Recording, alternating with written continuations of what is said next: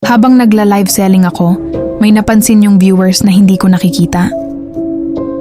Nagla-live selling ako gabi-gabi para dagdag kita. Madalas madaling araw na ako matapos. Tahimik lagi sa apartment ko, lalo na kapag lampas 12 AM na. Habang nagbebenta ako, napansin kong biglang bumilis yung comments. Akala ko may bagong viewers lang, pero paulit-ulit yung sinasabi nila.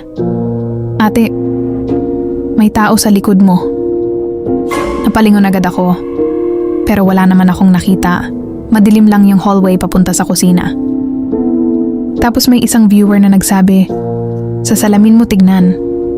Pagtingin ko sa maliit na salamin sa gilid ng livestream, may nakita akong anino sa likod ko. Biglang may narinig akong kaluskos sa kusina, parang may dahan-dahang naglalakad. Habang kinakabahan ako, napansin kong pataas ng pataas yung viewers, pero wala nang bumibili. Nanonood lang sila. Tapos may nagsabi sa comments, "Ate, gumagalaw siya." Dahan-dahan akong napatingin sa phone screen. At dun ko nakita, may matangkad na anino sa likod ko. Hindi ko makita yung mukha niya ng maayos, pero sobrang putla ng balat niya. At nakangiti siya. Hindi ako makagalaw. Yung comments sobrang bilis na, "Huwag kang lilingon. Tumakbo ka. Nasa likod mo na siya." Tapos narinig ko yung mabagal na paghinga sa likod ko. Malapit na malapit.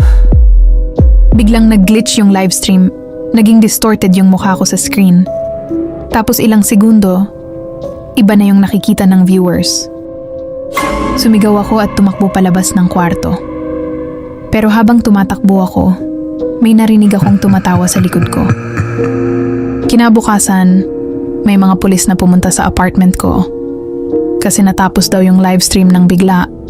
Pero may isang bagay na napansin ng viewers. Bago mawala ng signal yung live, may nakuhang screenshot ang isang viewer. Hindi ako yung nasa harap ng camera. Hanggang ngayon, active pa rin daw yung account ko.